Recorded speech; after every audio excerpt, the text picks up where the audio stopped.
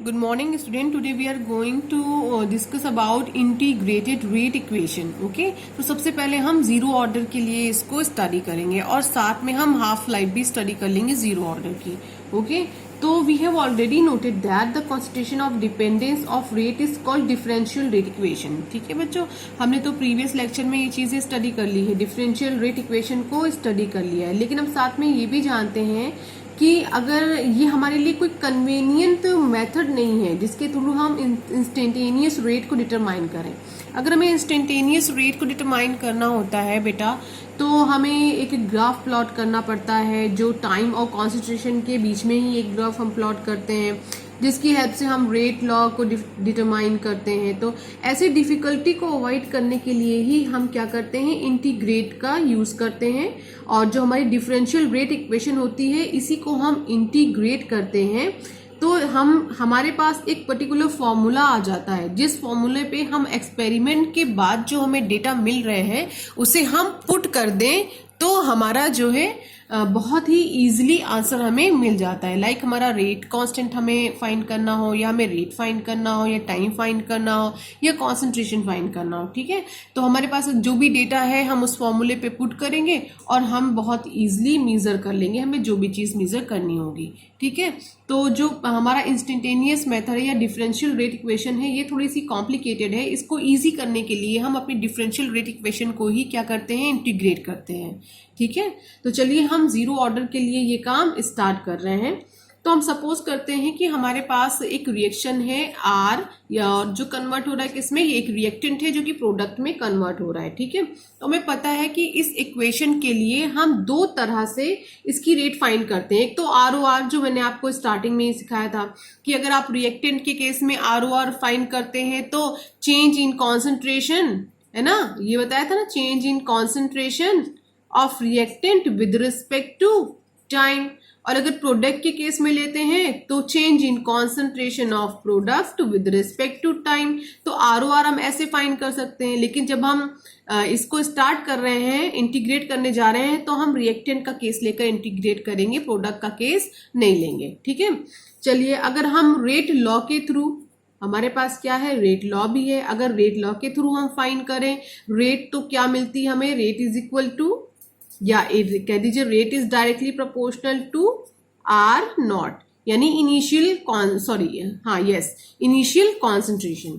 Okay, तो अब हम क्या करते हैं, जब इस प्रोपोर्शनैलिटी के साइन को हटाते हैं तो हम यहाँ पे एक कांस्टेंट को पुट करते हैं और वही कांस्टेंट हमारा क्या कहलाता है, रेट कांस्टेंट कहलाता है. तो बच्चों देखिए, ये भी रेट है और ये भी रेट है. ठीक है, तो क्या हम इन दोनों को कंपेयर कर सकते हैं, तो बहुत इजीली कर सकते हैं. तो चलिए कंपेयर करते हैं. Minus d R upon d t equal to k R naught. Okay, तो देखो बच्चों यहाँ पर जो हमारा ये आर नॉट है, यानी जो हमारी इनिशियल कॉन्सेंट्रेशन है, इसका कोई मेजर सिग्निफिकेंस नहीं होता है. ठीक है, कोई मेजर सिग्निफिकेंस ना होने की वजह से हम इसे जो है निग्लेक्ट भी कर सकते हैं कि हम इसे करते ही हैं निग्लेक्ट. ठीक है, तो इसको हम निग्लेक्ट कर देते हैं. तो कोई पूछे क्यों कर दिया गया है, तो इसका कोई मेजर सिग्निफिकेंस नहीं है, इसलिए हमने इसको निग्लेक्ट कर दिया. तो हमारे पास ये हटा देना है, तो क्या बचेगा, d R d t is equal to k. हम चाहे तो ये यहाँ पे मल्टीप्लाई है, सॉरी डिवाइड में है, इधर जाएगा तो किस में हो जाएगा, मल्टीप्लाई में हो जाएगा. तो हम मल्टीप्लाई में इसको ले लेते हैं, डी आर इक्वल टू के डॉट डी टी. ठीक है, ये हमें एक इक्वेशन मिल गई है. अब हमें कुछ नहीं करना है बेटा, इस इक्वेशन का हमें जो है इंटीग्रेशन करना है, या इंटीग्रेट कर देते हैं इस इक्वेशन को. तो करते हैं integrating this equation on both side. Okay, तो चलिए कर देते हैं. Minus d R is equal to k, पता है हमें कांस्टेंट का हम इंटीग्रेट नहीं कर सकते, इक्वल टू डी टी. तो हमें क्या मिलेगा after integration, minus R equal to k t plus I. ये जो आई है हमारा, आपसे कोई पूछे ये आई क्या है एक्चुअली, तो मैं यहाँ लिख दे रही हूं, आई हमारा है इंटीग्रेशन कांस्टेंट है. क्या है, इंटीग्रेशन कांस्टेंट बच्चों, ठीक है, ये है हमारा आई, ठीक है। चलिए अब अगर हमारे पास इनिशियल टाइम अगर हम t0 ले लें, अगर इनिशियल टाइम t0 ले लें, यानी हमारी रिएक्शन तो अभी स्टार्ट भी नहीं हुई है, तो हमारा जो फाइनल कॉन्सेंट्रेशन होता है वो जस्ट इक्वल किसके हो जाता है, इनिशियल कॉन्सेंट्रेशन के, ठीक है। तो हम क्या करते हैं, t और r की वैल्यू इस रिएक्शन में पुट करते हैं, चलो कर देते हैं। तो substituting the t is equal to t0 and r is equal to r0 in equation, ये हमारी क्या है, equation number 1, in equation number 1 we get, देखिए हमें क्या मिलता है, वी गेट, तो यहां पे r की जगह पे हम क्या पुट कर रहे हैं, r0, तो minus r0 is equal to k और टाइम कितना है, इंटू 0, तो टाइम हमारा 0 हो गया, प्लस i, तो ये पूरा क्या हो गया 0, तो minus r0 is equal to i, तो देखिए हमें i इज इक्वल टू क्या मिल गया है, माइनस r0, ओके। नाउ हम क्या करते हैं, now substituting the value of i in equation number 1, equation number 1 देखिए, मैं दिखा देती हूँ आपको। इक्वेशन नंबर 1 मेरी क्या है, minus r is equal to k t plus I, और हमने i की वैल्यू क्या निकाली, i is equal to minus r0, ठीक है। तो जे i है, यहां पर हम क्या पुट कर देंगे, माइनस r0। चलिए फिर देखते हैं हमें क्या मिलता है, we get r is equal to k t plus, और यहां पे क्या रखने जा रहे हैं, minus r0 equal to, minus और प्लस क्या हो जाता है, माइनस, तो माइनस r लिख देती हूं के टी माइनस r0, ओके। तो ये हमें इक्वेशन मिल गई है। अब हम यहाँ पे क्या करते हैं, दोनों r को क्या करते हैं, एक साथ कर लेते हैं, यानी फाइनल कॉन्सेंट्रेशन और इनिशियल कॉन्सेंट्रेशन को एक साइड कर लेते हैं, तो हमें क्या मिलेगा, r0 minus r is equal to k t, okay. तो यहाँ पे k इज इक्वल टू क्या मिलेगा, k is equal to r0 minus r divided by t, तो ये हमें क्या मिल गई है, integrated rate equation for zero order reaction, okay. तो यहां पर आप जान लीजिए कि एक्चुअली r0 क्या है, तो r0 आप चाहो तो ये 0 को अंदर भी कर सकते हो, initial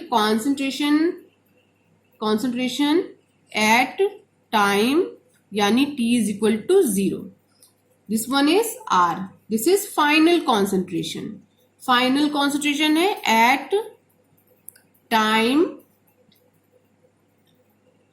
t is equal to t, okay. और हमें पता है t हमारा टाइम है और k हमारा क्या है, रेट कांस्टेंट है, ठीक है।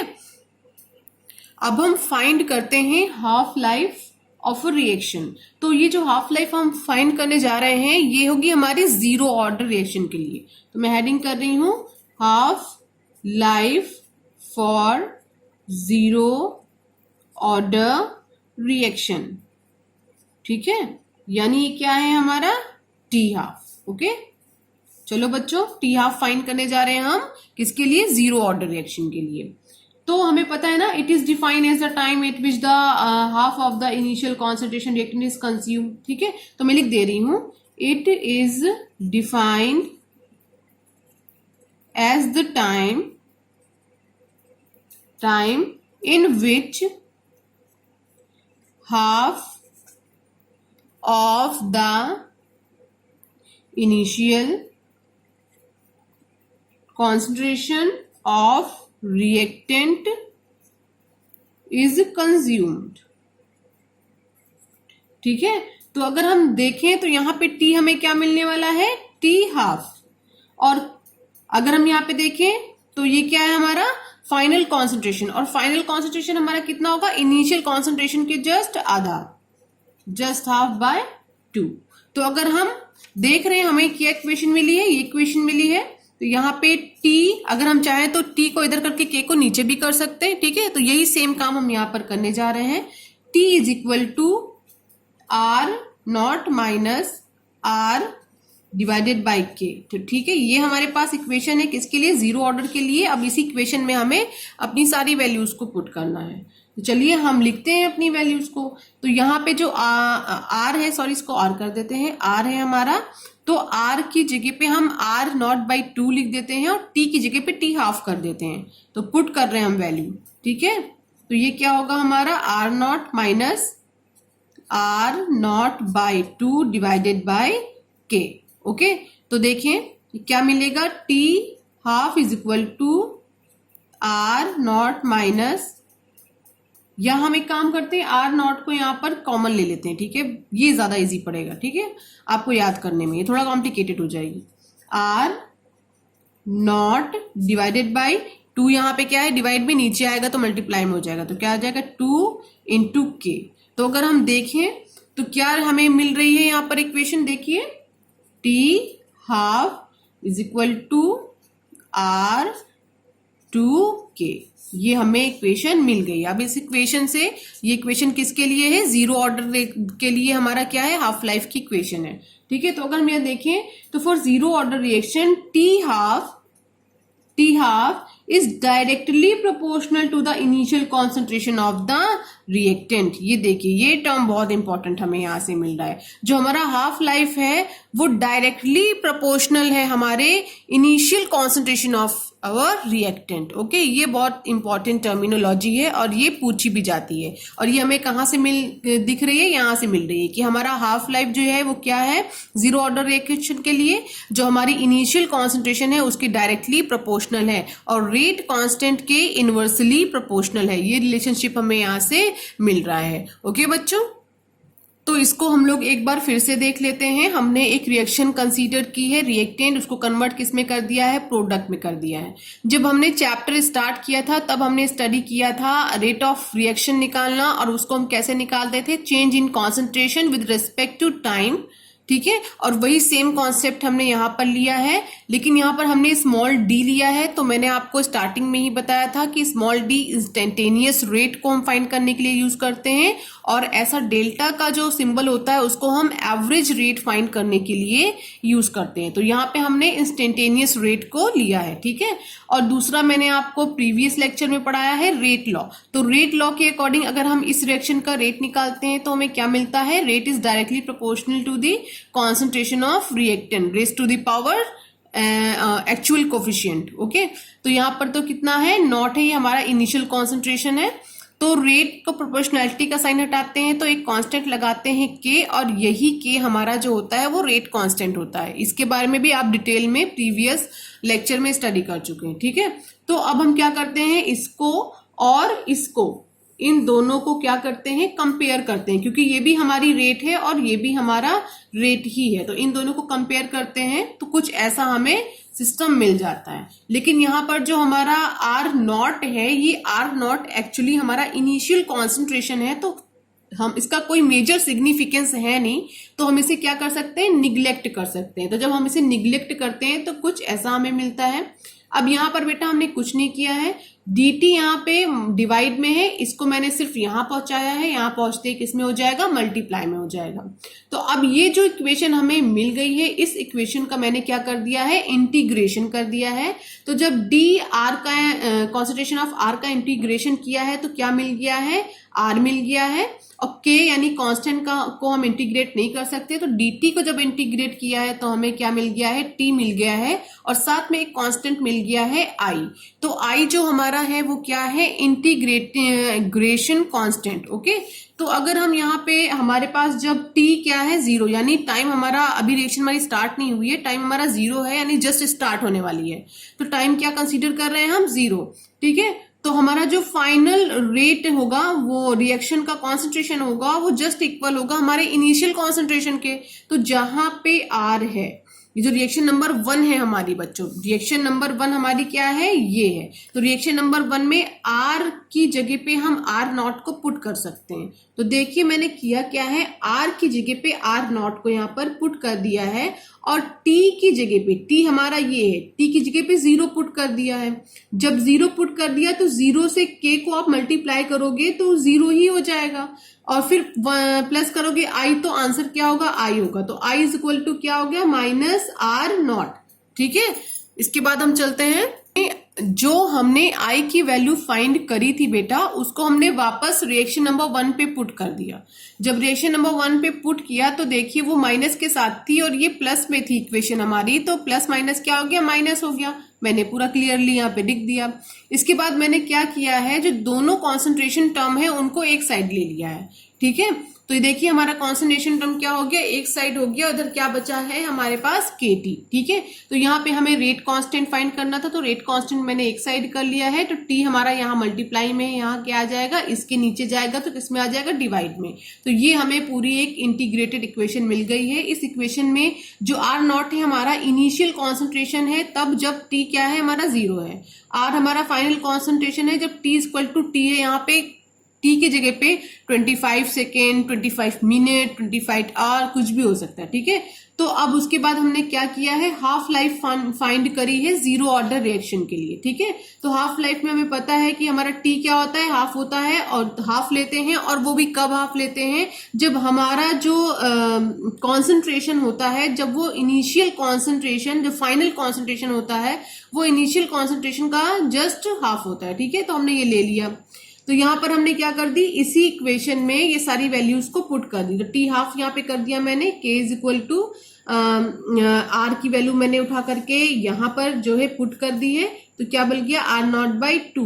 तो मैंने क्या कर दिया, R0 को साइड में कॉमन ले लिया है। देखिए यहाँ पे क्या बचा है, 1/2। तो 2 तो मेरा यहाँ पे डिवाइड में है, तो नीचे आएगा तो किस में हो जाएगा, मल्टीप्लाई में।